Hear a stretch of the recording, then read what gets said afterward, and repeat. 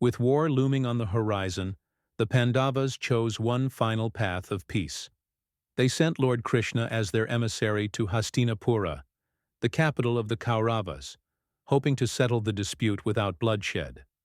The Kuru court was grand that day, filled with kings, princes, and elders, Bhishma, Drona, Kripacharya, Vidura, and others, all awaiting the arrival of Lord Krishna, the Yadava prince, who walked both among men and gods.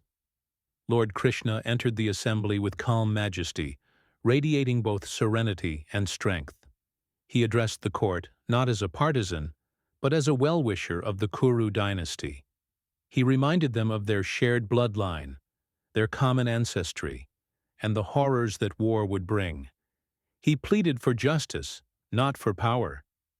The Pandavas, he said, were prepared to abandon their claim to the kingdom if only 5 humble villages were granted to them, a gesture of peace, not surrender. While the elders of the court listened with hope, Duryodhana burned with rage.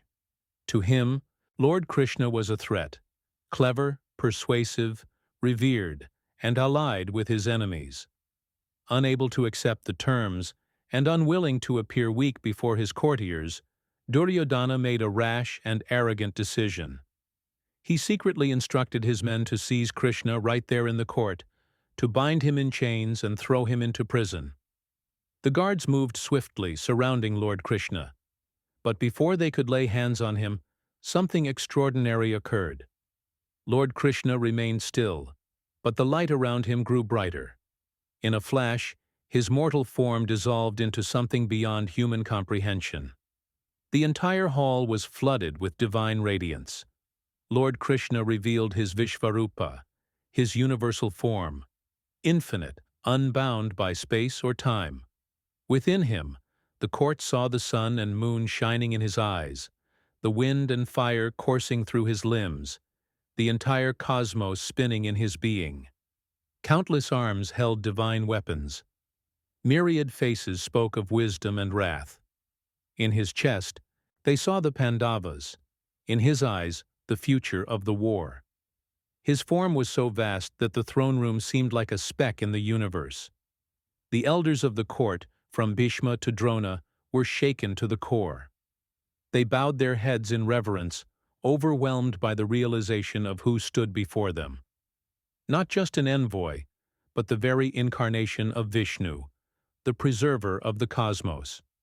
Duryodhana, however, remained defiant. Though his eyes saw divinity, his heart refused to accept it. Pride made him blind.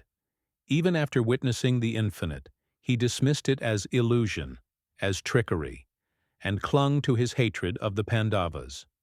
Lord Krishna then withdrew his universal form and returned to his human guise. The attempt at peace had failed. His message was clear.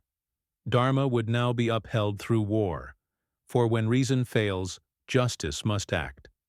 Thus, Lord Krishna departed the court, and with him left the last hope for reconciliation.